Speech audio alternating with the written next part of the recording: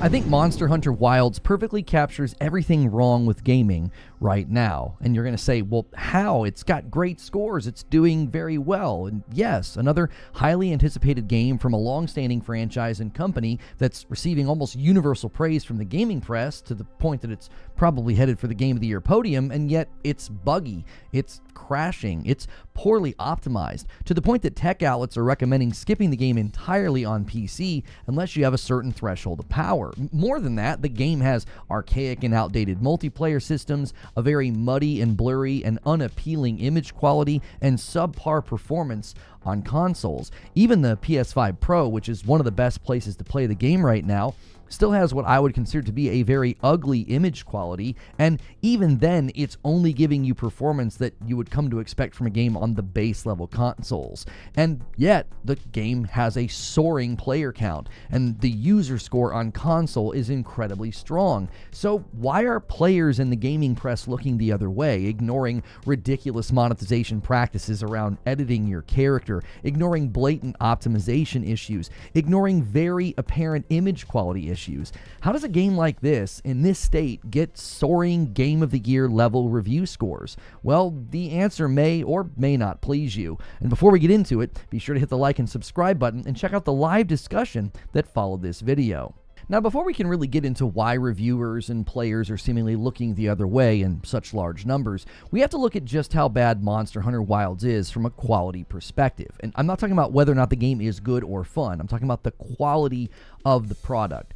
First, and probably most egregiously, the game launched with a game-breaking bug. Pulling from a VGC report on the matter, Capcom posted the following on social media earlier on Sunday. Hunters, we are currently investigating the following issue. There may be cases where an NPC does not appear, disabling story progression in main mission chapter 5-2, A World Turned Upside Down. We are currently working on these issues and will provide further updates when we have them. Now, obviously this isn't happening to everybody, but this is a pretty major issue to launch your game with, especially when you're such a large company and this is such a large title. And it's not just bugs, it's also performance. The game right now has a user score around 50% on Steam, and it's been there since pretty much the launch of the game. And VGC reported on this in an article titled, Monster Hunter Wilds hits nearly 1 million concurrent Steam players despite mixed reviews on performance. Now, the game has surpassed 1 million since. It's at about a 1.3 million concurrent record right now, and it could go higher. But VGC had the following to say.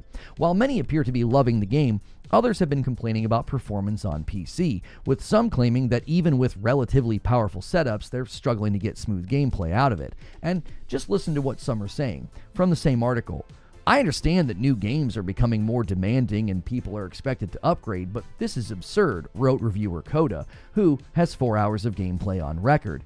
I'm aware that this isn't the first instance of new games having poor performance at launch because the same thing happened with World, but it feels inexcusable at this point.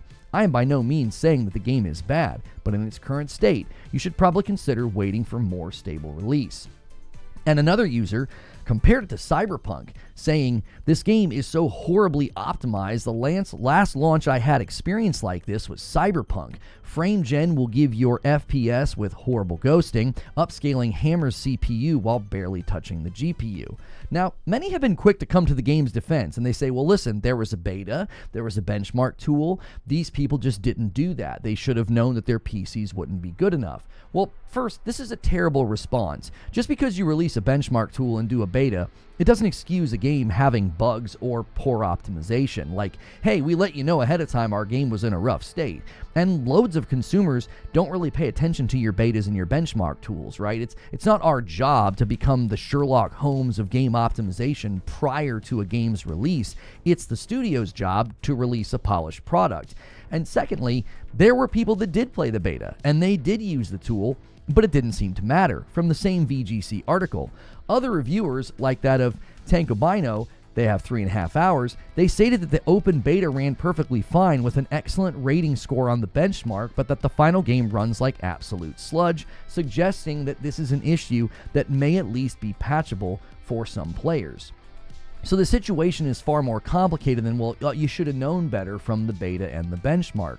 A well-known company and franchise released to great applause and obvious commercial success, and the product is shoddy and not polished. When you see these review scores from outlets on Metacritic and then you go buy it, you can't really be told, oh, well, you should have done research ahead of time with the benchmark tool. But the review outlets gave it almost Game of the Year review scores.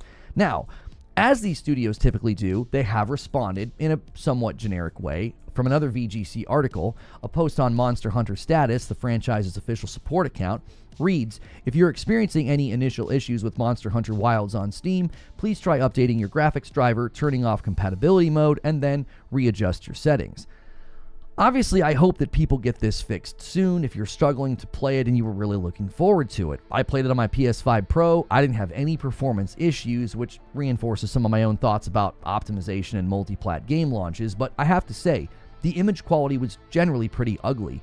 The game even had the boys over at Digital Foundry claiming in a Eurogamer headline that, quote, Monster Hunter Wilds plays better on PS5 Pro, but we hope for more.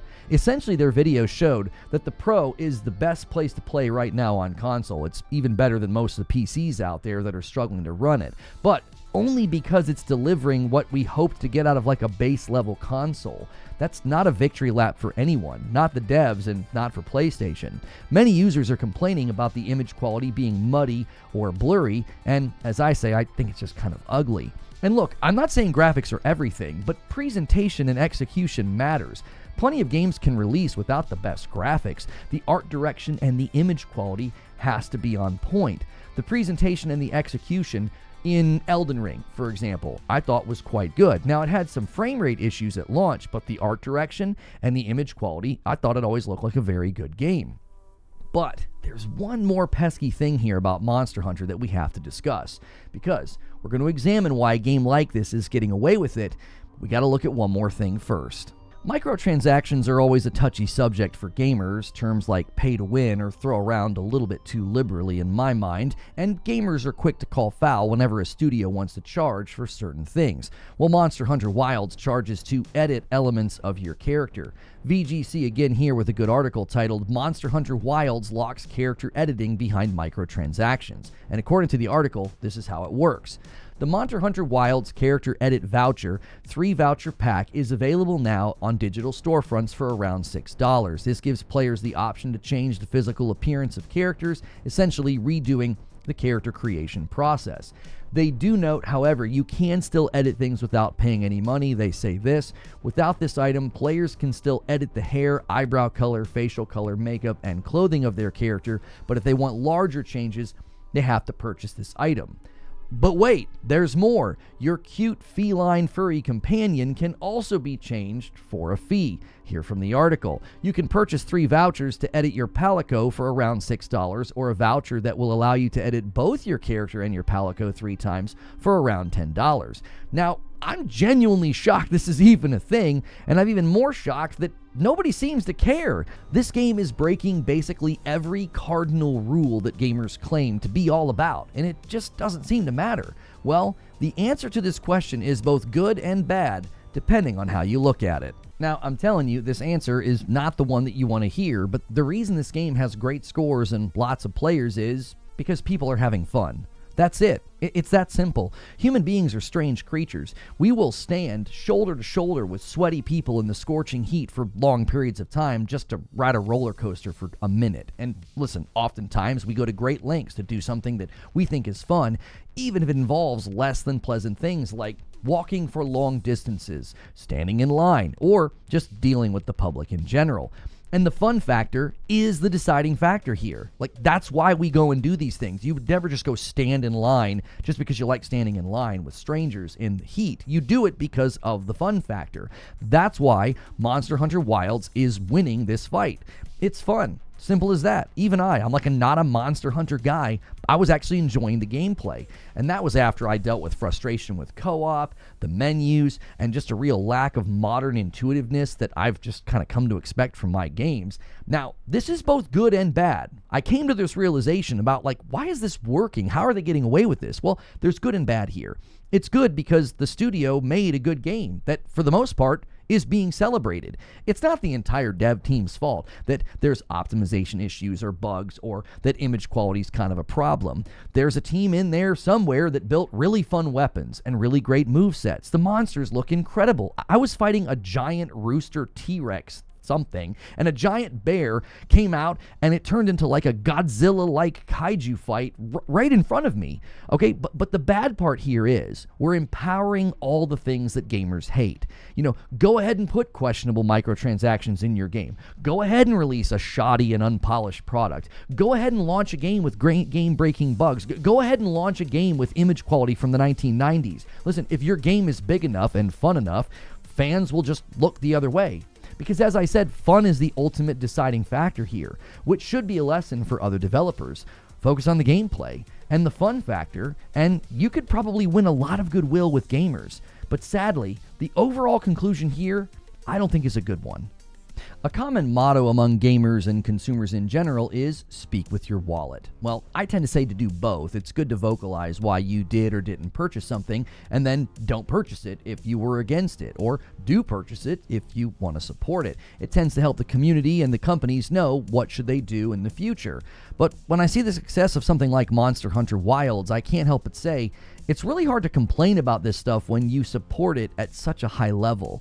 Gamers basically silence all of their criticism when they commercially support something at the level that we've seen for Monster Hunter Wilds. So, sure, scream and cry about scummy microtransactions in games, but an ocean of players just bought and celebrated a game that charges you $6 to change what your cat looks like. So, sure, you can also decry AAA games as cooked or dead, since so many games launch and they're not ready. But you just turned a game with bugs and blatant optimization issues and muddy image quality into an overnight commercial triumph. So, as I said, Monster Hunter Wilds perfectly captures everything wrong with gaming right now. But those are just my thoughts, and I'd love to hear your thoughts. You can leave them in a comment below, and I do live streams all the time and would love that live discussion with you as well. So as always, please remember to like, share, and subscribe.